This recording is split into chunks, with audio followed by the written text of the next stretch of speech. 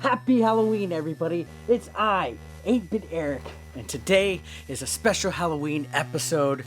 We are going to review a NES game that I've had a lot of requests for. That is A Nightmare on Elm Street, developed by Rare of all people. Yes, that Rare.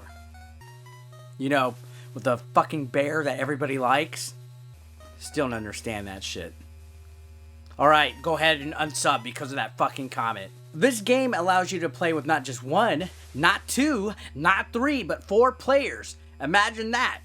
Unfortunately, I am a fucking loser who cannot find a single solitary soul to play this game with. They ask you how you are, you just have to say that you're fine when you're not really fine, but you just can't get into it because they would. The game throws you out on Elm Street, where you're immediately attacked by such creatures as snakes, bats, giant rats, and fallen rocks.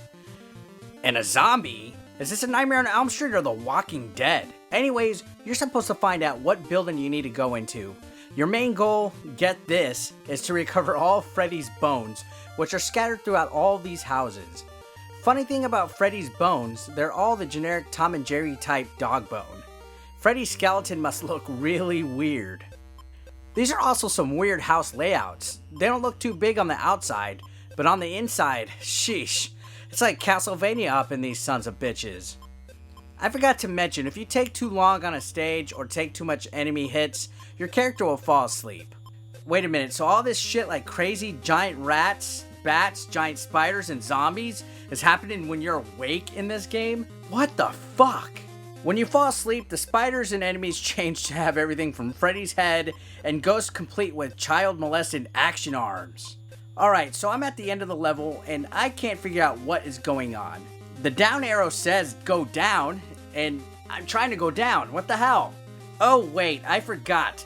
The bone meter needs to read 0. Yes, the bone meter. It'll show you the number of bones you still have left to capture in the area. So now it's time to track back and find where my missing bones are. Shit. Why is the Freddy Krueger lullaby song playing? It's kind of creepy. Holy fuck! Freddy trademark is coming! So here we are battling Freddy Krueger, who looks about as intimidating as a box of kittens. His fighting pattern is pretty easy, and eventually he will run off. I guess now would be a good time to let you know that throughout the level, there's special power-ups that allow you to become a Dream Warrior. These allow your character to be able to perform certain abilities. We have a wizard, a track athlete, and a ninja.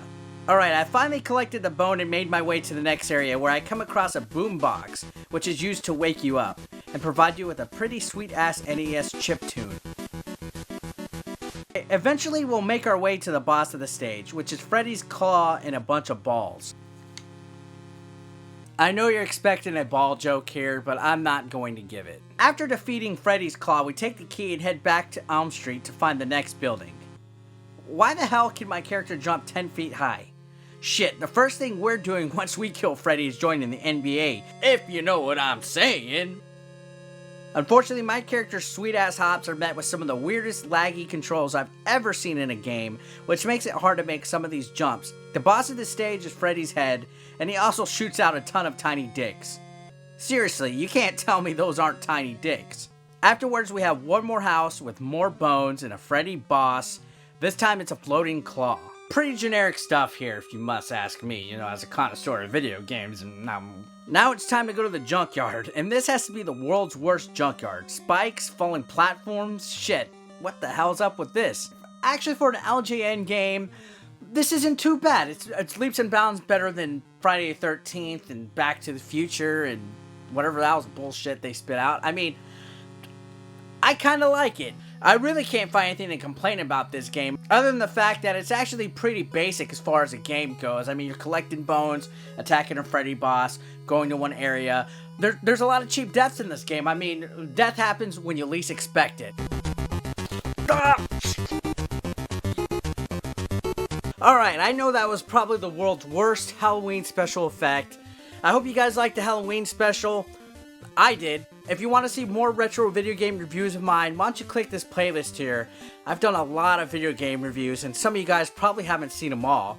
And if you wanted to see some of my retro gaming Let's Plays with Kristen, why don't you click right here. We have all sorts of retro gaming plays that you can see every week, Mondays in fact. And don't forget to subscribe your happy ass right here where my topless nipple is. Just right there, click it. It feels so good.